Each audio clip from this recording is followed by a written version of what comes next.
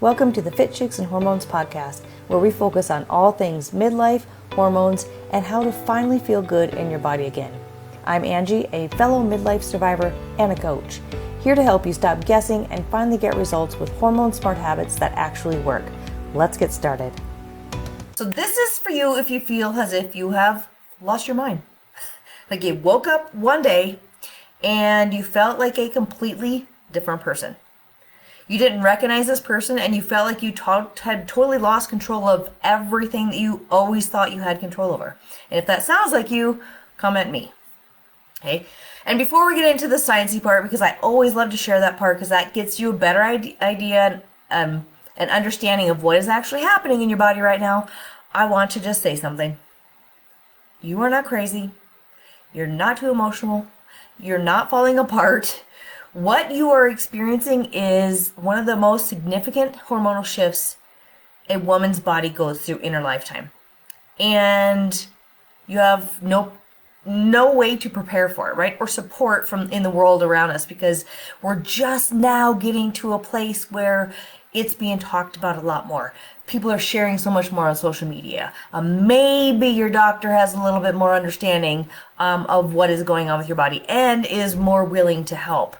But if you're like me, it just wasn't there, right? We didn't have we weren't being prepared. We weren't told what to do or how we need to shift things. We just kind of got slammed in the face with all of it. And I want you to know that if you feel like you're being dismissed and everybody's telling you you're fine, because those people, they don't understand. Either they've never been through it, or they don't know what to tell you. They don't know what else to tell you. They don't know how to explain it to you, or even to tell you what you need to be doing. But I've been there. I've been through it all. And I totally get it. And I totally can relate. When I have conversations with women and we talk about the things that are going on, I feel it. I feel it inside of me because I remember being there. I feel the pain. I feel the confusion. I feel the hurt. I feel the frustrations because I've been through it myself. So I totally understand and can relate 100% of what you're going through. Okay, so first I want to talk about the things like the mood swings, right? The rage, the brain fog, the anxiety, and the loss of sense of self that is happening once you hit perimenopause, into your menopausal years, and can even happen postmenopausal, okay? So the hormone estrogen is what directly influences your serotonin, which is your happiness chemical, right? So serotonin makes you feel happy. And dopamine, which is your motivation and reward chemical. This is what makes us feel like wanting to do things, which makes us feel good about doing things. So your estrogen is dropping. You guys have heard me say this 1,000 times. Your estrogen is dropping during perimenopause and menopause, and your brain's ability to regulate mood becomes compromised. It's just not working the way that it used to. And so that feeling of like just kind of blah, maybe just kind of a little bit sad, maybe the loss of joy in things that you used to love, kind of like a flatness, just kind of like, I feel just, right? It's just that feeling, right? That's hormones. It's not anything you're doing wrong or you did wrong. It's just your hormones at play. They're doing what they're meant to do, even though we don't necessarily want them to do it, right? Then we have progesterone, which is your calming hormone. This is what makes us feel more calm in our body. This is what gives us the ability to deal with things that irritate us so much. It supports GABA, which is the neurotransmitter that keeps that anxiety at bay and helps you let go of the things so much easier. But when your progesterone drops, GABA drops with it. And then you're feeling anxious and on edge and easily overwhelmed and angered, and you struggle to wind down and go to sleep and just feel calm in your body. You kind of just feel a little bit antsy and just kind of like, everything is driving me crazy, right? I'm sure you felt that, right? And then I've been talking about cortisol a lot throughout this month too. It also comes into play here. So that chronically elevated cortisol literally impairs the hippocampus, which is the part of your brain that is responsible for memory and learning. That's why we have the brain fog, the walk into a room, I don't know what I'm doing. The sitting, I don't know how many times I can tell you, I sit at my desk, I have a list of things to do, and I still can't do it because my brain's not connecting to the list of what I need to do. And I'm just like, right? And you experience that, like you're having a conversation and you're like, that one word, that I know it's that one word, you know that word I'm talking about, but you know what it is, but you don't know what it is, right? I'm sure you can 100% understand what I'm talking about. Or you walk into a room to go get something, totally forgot why you were there. That's cortisol. That explains what is going on. So does this make sense to you? Does this make sense of now what is happening to you? Especially if you're in your 40s, 50s, 60s, and why you've been feeling the way you do. Does this make sense? Because again, we want to understand why it's happening, and then we can talk about what to do instead. If it's you, drop a yes. I want to hear. I want to hear if this is where you're like, yeah, okay, it makes sense. Now I understand. Still don't know what to do about it, but I understand, okay? And I want to go just a little bit deeper because I did do a poll in the Facebook group, and it's good for me to get some information here. And these were the two things that got the most hits. So it's the anxiety and feeling like you've completely lost yourself. So I want to talk a little bit about both of those because those are the things that showed up most in that poll.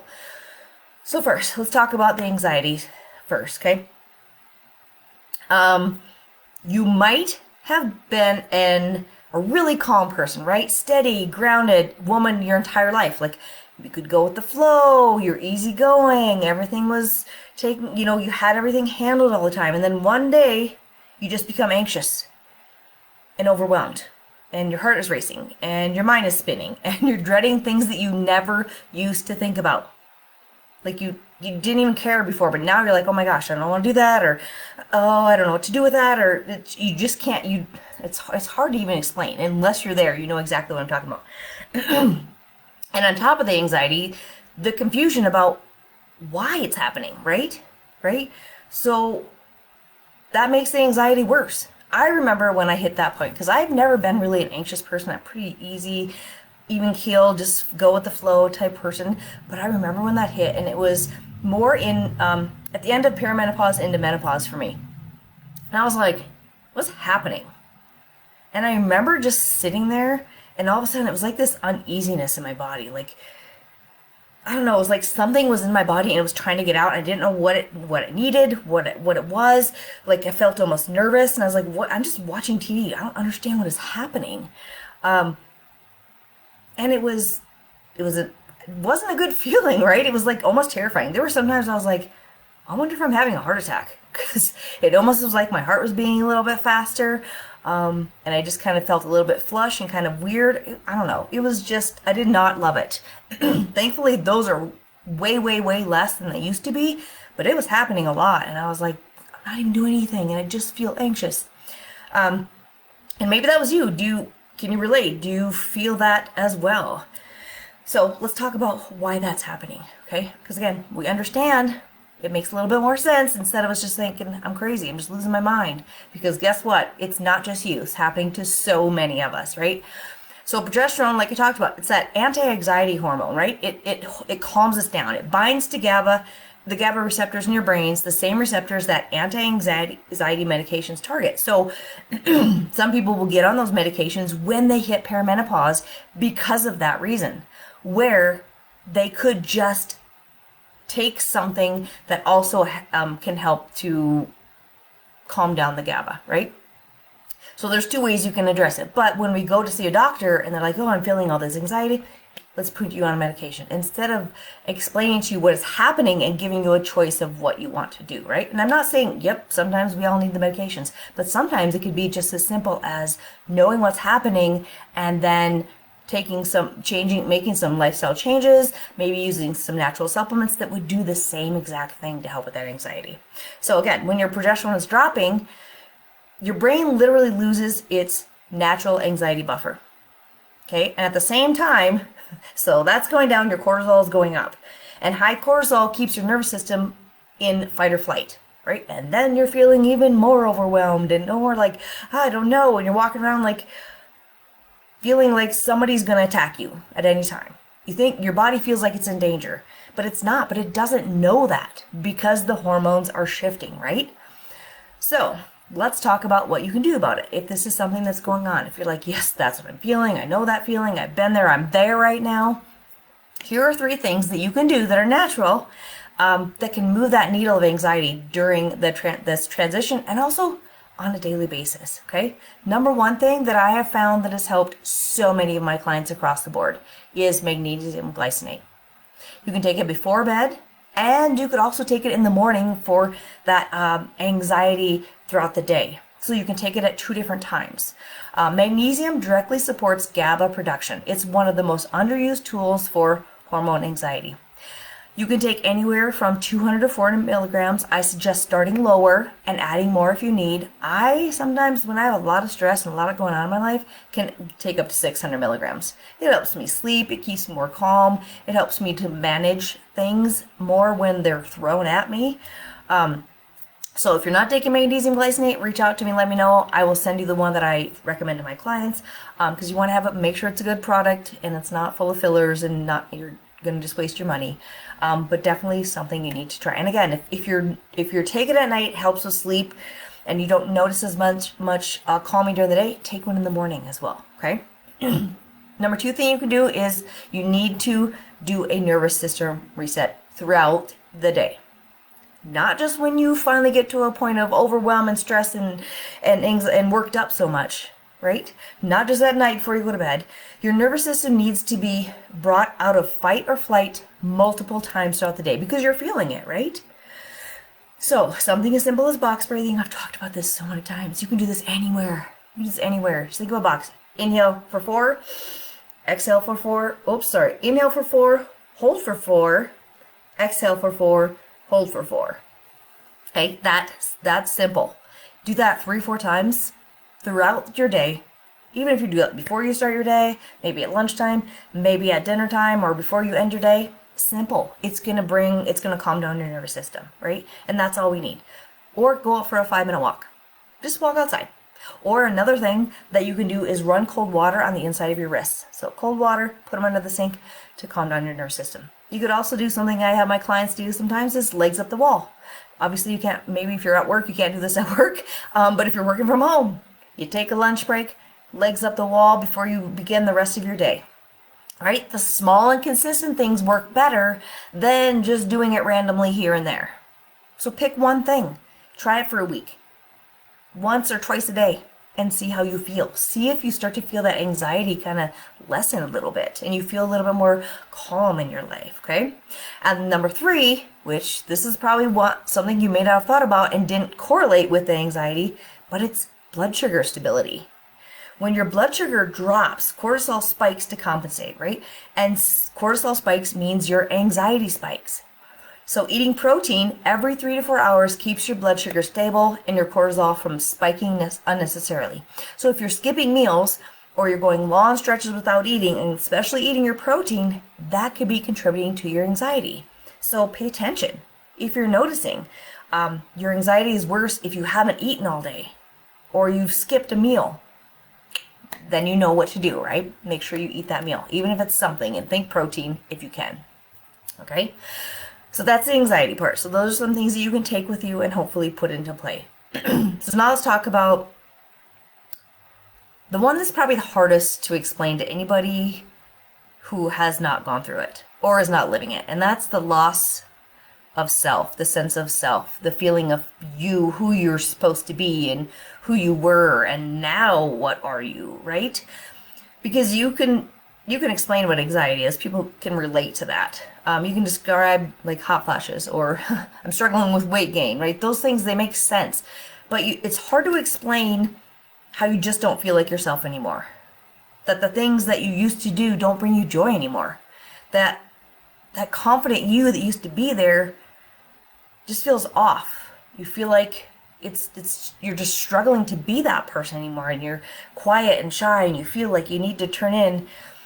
And that person that when you look in the mirror, you don't even recognize anymore. And not just physically, but emotionally. Because you're flying off the handle yelling at people.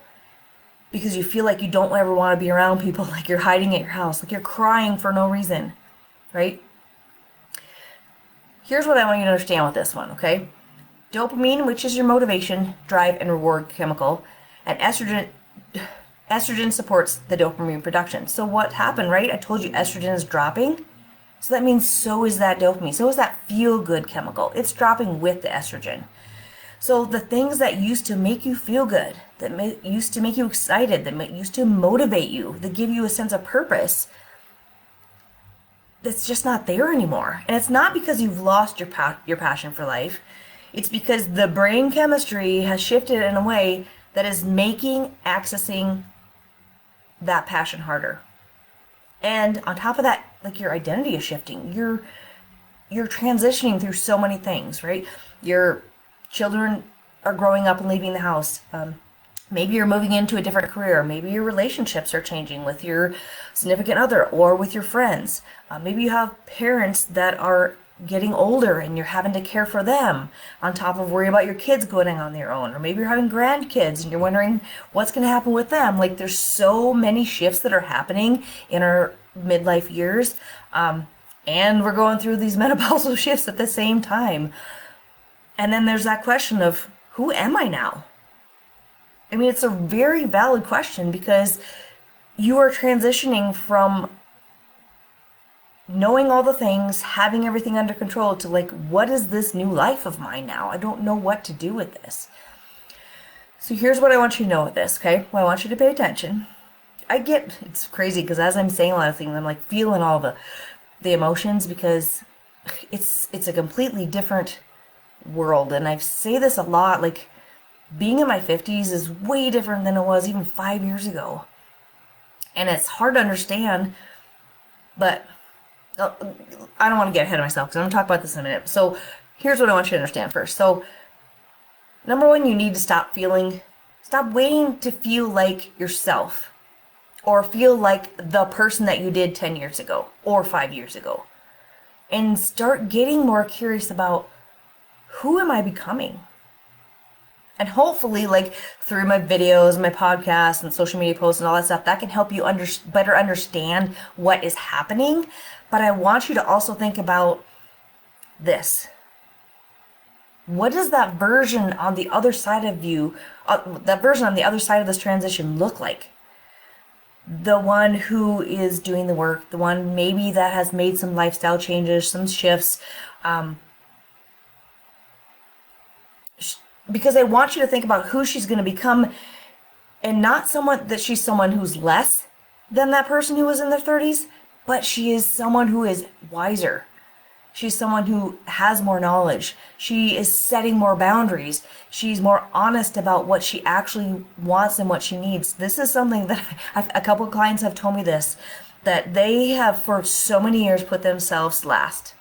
It was do for everyone else. It was go for everyone else. They were always last. And they started shifting to putting themselves first, and it was magical for them.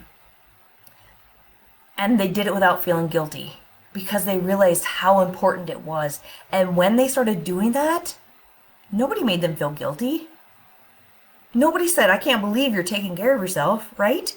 Who would do that? But they noticed that it was just, they felt so much better because they were able to finally choose them first. That's the woman that I want you to get to know, that I want you to be excited about becoming.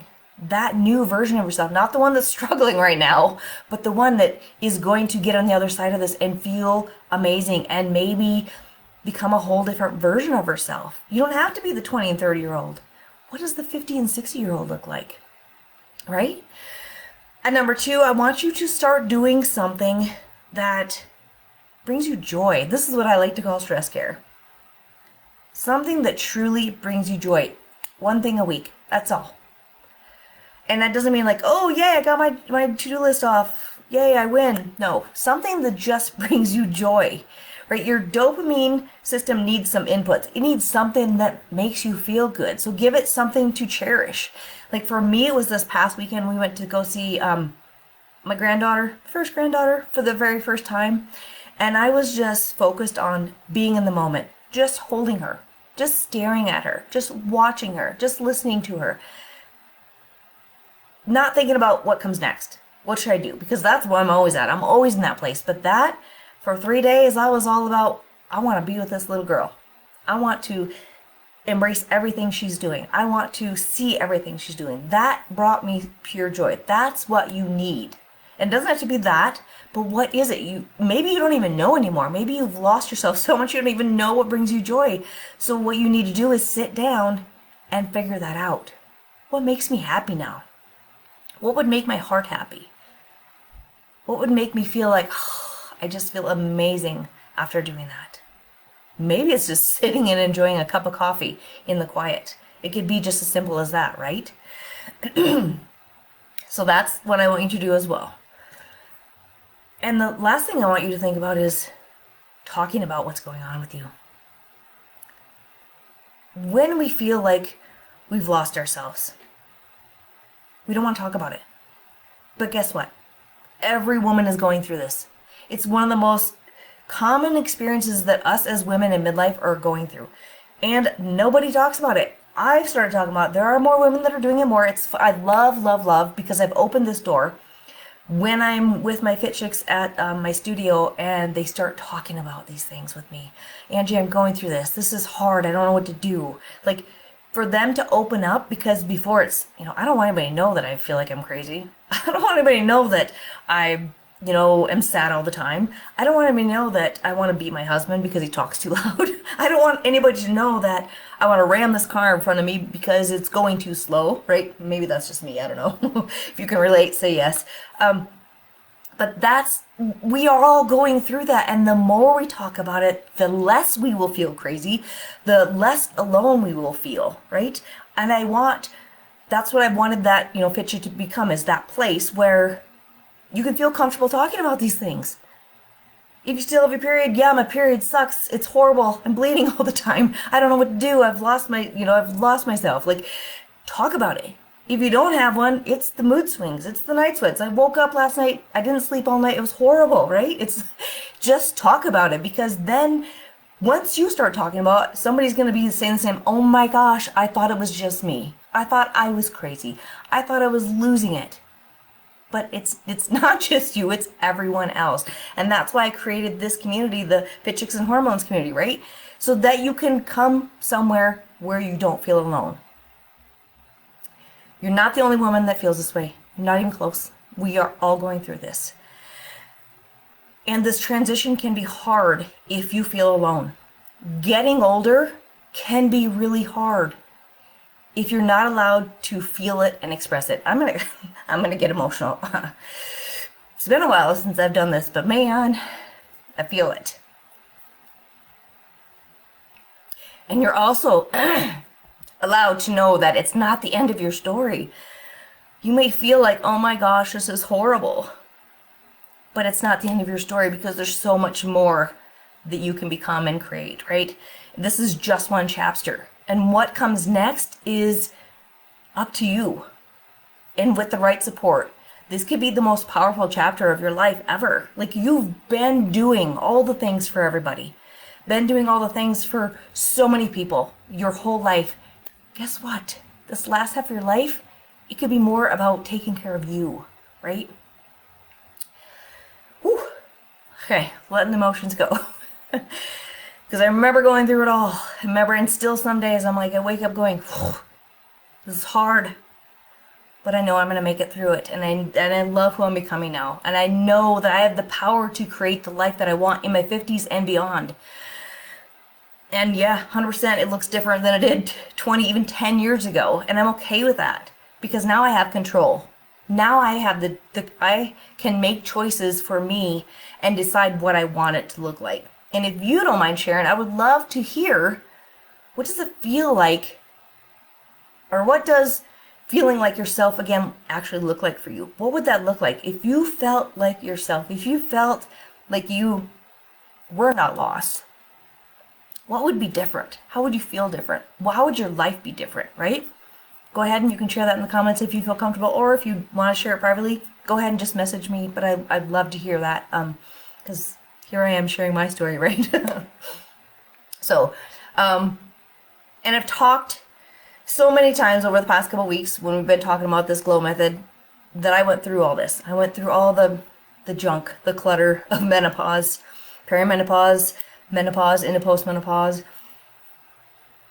But when I really started to understand what was going on, and knowing that it's not the end of the line, it's not the end of my life, it's not the end of joy and all the things I want to do, and just accept what is happening, because it's going to happen to you whether you want it to or not, and that I had a choice, that I could continue fighting against it, like, nope, this isn't happening to me, nope, I don't want to do this, nope, I can't believe I'm going through this, and started working with it. That's when everything shifted for me. Then I stopped blaming myself because of the way I was feeling, because it wasn't my fault, right? And I started asking, what does my body need right now? It doesn't need what I think it needs this, right? It's something different. And this is the part I've been talking about so much over the past years.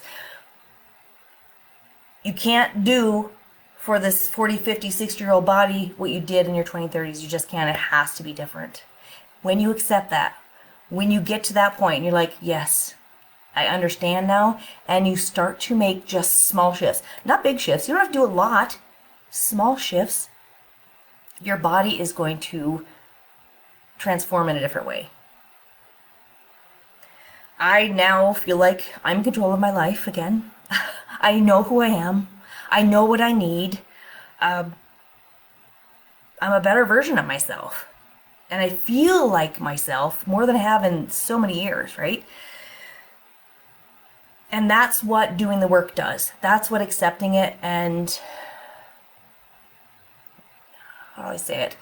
Stopping the blame, stopping the anger, stopping the frustration. I mean, it's there, you're going to go through it, but just accepting that this is where you're at right now and knowing that you have a choice to do something different, right? That's what understanding what is going on with your body does. And that's why I like to explain what's going on so that you can make those shifts and make some changes. It was a lot. I feel hot. So we're on letter W, right? The protocol for letter W, which is within us. Figuring out what's going on within us and figuring out how to become this better version of ourselves, this new chapter, this new version of ourselves, whatever that looks like. First, start with name what's happening. Stop calling yourself crazy. Start saying, my hormones are shifting, my brain chemistry is being affected, and it's normal. Now what can I do about it? Right? It's not you. Stop blaming yourself. Then you want to make sure you build in some type of daily nervous system practice. So 5 minutes of breath work, getting your legs up the wall, going for a walk. These are going to lower that baseline of anxiety over time. Again, consistency is better than sporadic. Okay. Next, I want you to grieve who you were. Sounds sad. Like that part of you is gone. You're not going back there. And get curious about who you're becoming, who you can become, and give yourself permission to let that go, and then get excited.